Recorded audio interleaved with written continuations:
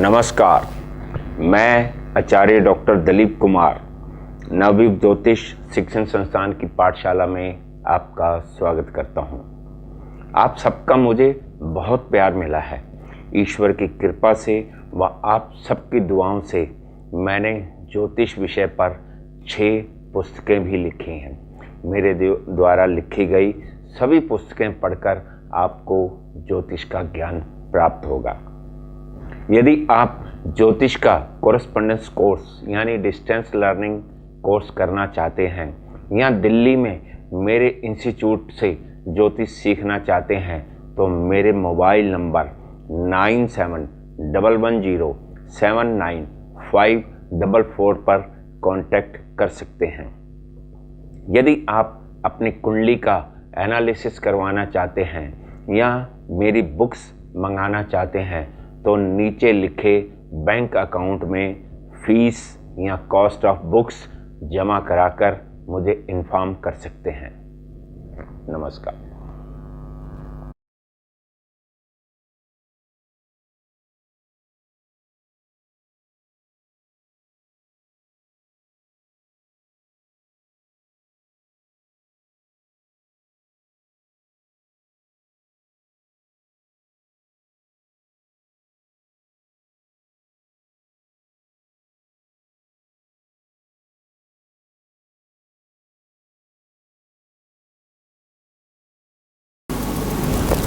नमस्कार, मैं आचार्य doctor Dilip Kumar PhD gold medalist Navyug Jyotish Shikshan संस्थान की पाठशाला से आपका स्वागत करता हूं। आज मैं आपको अपने बहुत सारे फैंस की, जिन्होंने मुझे फ़ोन करके बोला है कि सर नवांश कुंडली के बारे में भी कुछ बताएं। नवांश कुंडली D9 वैदिक ज्योतिष में जन्म कुंडली के पश्चात यानी D1 के पश्चात सबसे इंपॉर्टेंट चार्ट नवांश कुंडली यानी कि डिविजनल चार्ट 9 होता है। नवांश कुंडली को जन्म कुंडली का पूरक माना जाता है। कभी भी नवांश कुंडली पर विचार किए बगैर कुंडली की प्रेडिक्शन नहीं करनी चाहिए। नवांश कुंडली से ग्रहों का बल देखा जाता है। नवांश कुंडली वैवाहिक जीवन की खुशियां, दुख, जीवन साथी का चरित्र भी इंडिकेट करता है। नवांश कुंडली बनाने के लिए प्रत्येक राशि को 9 इक्वल पार्ट्स में यानी कि बराबर हिस्सों में डिवाइड कर लिया जाता है। एक राशि में 30 डिग्री होती हैं। 30 डिग्री को 9 डिग्री में 9 हिस्सों में बांटा जाए तो यानी कि एक हिस्सा 3 डिग्री और 20 मिनट का होता है। कुंडली में 27 नक्षत्र होते हैं। एक नक्षत्र 13 डिग्री 20 मिनट का होता है और एक नक्षत्र के भी 4 चरण होते हैं। 27 नक्षत्रों में कुल 108 चरण होते हैं। एक चरण 3 डिग्री और 20 मिनट का आता है। इसीलिए नवांश को लगन का पूरक माना जाता है। नवांश बनाने की विधि, ग्रह व लगन के 9 हिस्से होते हैं। पहला हिस्सा 0 डिग्री से 3 डिग्री 20 मिनट, दूसरा हिस्सा 3 डिग्री 20 मिनट से 6 डिग्री 40 मिनट तक, तीसरा हिस्सा 6 डिग्री 40 मिनट से 10 डिग्री तक का, चौथा हिस्सा 10 डिग्री से 13 डिग्री 20 मिनट तक का, पांचवा हिस्सा 13 डिग्री 20 मिनट से 16 डिग्री 40 मिनट तक का, छठा हिस्सा 16 डिग्री 40 मिनट से 20 डिग्री का, सातवां हिस्सा 20 डिग्री से 23 डिग्री 20 मिनट तक का और आठवां हिस्सा 23 डिग्री 20 मिनट से 26 डिग्री 40 मिनट तक का और लास्ट 9th यानी कि 26 डिग्री 40 मिनट से 30 डिग्री तक का। एक राशि में 30 डिग्री होती हैं और उसके 9 हिस्से करके नवांश बनाया जाता है।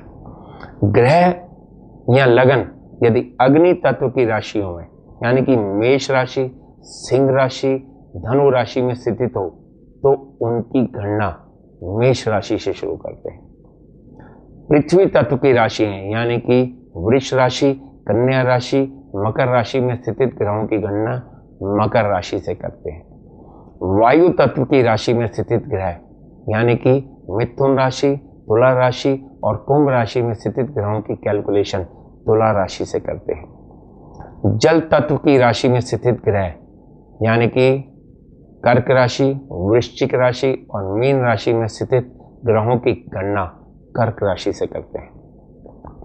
यानी कि किसी भी कुंडली में लगन मान लो वृश्चिक राशि में 60 डिग्री का बैठा है तो ये तीसरा चरण है, 6 डिग्री 40 मिनट से 10 डिग्री के बीच में है।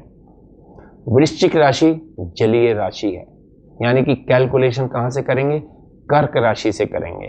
कर्क राशि से तीसरी राशि कन्या राशि है, यानी कि नवांश कुंडली कन्या राशि की बन जाएगी।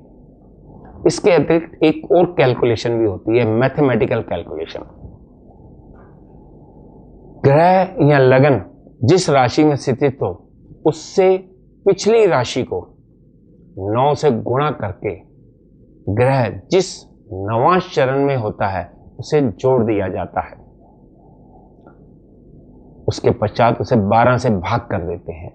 जो रिमाइंडर आता है, रिमाइंडर ध्यान रखना, उस राशि के नवांश में ग्रह जाकर स्थित होता है। जैसे अभी मैंने ऊपर उदाहरण दिया था आपको, वृश्चिक राशि का 60 डिग्री का दिया था। मान लो लगन वृश्चिक राशि में 60 डिग्री का है तो वृश्चिक राशि से पहले की राशि तुला राशि होती है, यानी कि तुला 7 नंबर को 9 से गुणा करके, और करंट नवांश तीसरा नवांश है तो यानी कि 7 में 63 प्लस 3 66 हो गए। अब इसे 12 से डिवाइड करना है, जब तक माइनस करते जाओ, जो रिमाइंडर आएगा 6 रिमाइंडर आ गया, 12 पंजे 60, 12 12 5 बारी निकल गया 60, यानी कि रिमाइंडर बचा 6। कन्या राशि का नवांश कुंडली बनेगी। अब मैं आपको वर्गोत्तम ग्रह या वर्गोत्तम लगन के बारे में बताता हूं।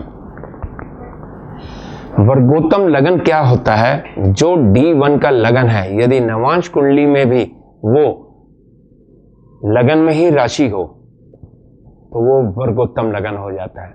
मान लीजिए लगन कुंडली में मीन लगन है और नवांश कुंडली में भी मीन लगन है तो ये वर्गोत्तम हो गया, ये लगन वर्गोत्तम है। इसी प्रकार ग्रह भी वर्गोत्तम होते हैं।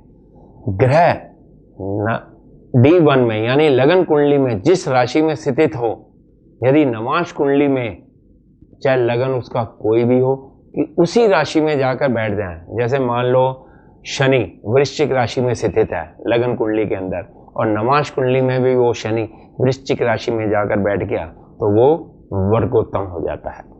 वर्गोत्तम ग्रह सदा उच्च के ग्रहों के समान फल देते हैं। वर्गोत्तम लगन हो तो जातक बहुत भाग्यवान होता है। अब मैं आपको बताता हूँ वर्गोत्तम लगन या वर्गोत्तम ग्रह कैसे बनते हैं। यदि ग्रह चर राशियों में बैठे हों, यानी कि मेष, कर्क, तुला और मकर राशि में बैठे हों, चर राशियों के पहले चरण में हों, यानी कि 0 डिग्री से 3 डिग्री 20 मिनट तक, तो वो वर्गोत्तम ग्रह बन जाते हैं।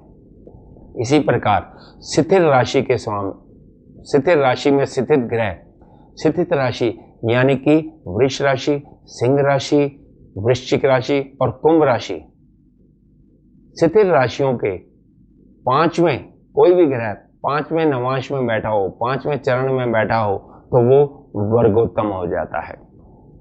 इसी प्रकार द्विस्वभाव राशियां यानी कि मिथुन, कन्या, धनु और मीन लगन या मीन राशि, इनके अंदर जो ग्रह बैठे हों या इनके लगन हो, अगर वो 9th चरण में यानी कि 26 डिग्री 40 मिनट से 30 डिग्री के बीच में स्थित हों तो ये वर्गोत्तम बन जाते हैं। लगन कुंडली का D1 और नवांश कुंडली यानी कि D9 का दोनों में एक ही राशि में स्थित हो तो ये वर्गोत्तम होते हैं। वर्गोत्तम ग्रह जैसा कि मैंने पहले आपको बताया उच्च के ग्रह के समान ही फल देते हैं।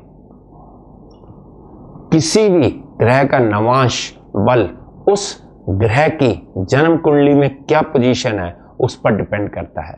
मान लीजिए कोई ग्रह जन्म कुंडली में पाप ग्रहों से युक्त है या पाप ग्रहों से दृष्ट है या त्रिक भावों में यानी कि दुख स्थानों में स्थित है तो नवांश कुंडली में चाहे उसकी पोजीशन कितनी भी अच्छी हो जाए, उस ग्रह की महादशा अंतरदशा में शुभ फलों में कमी जरूर आएगी।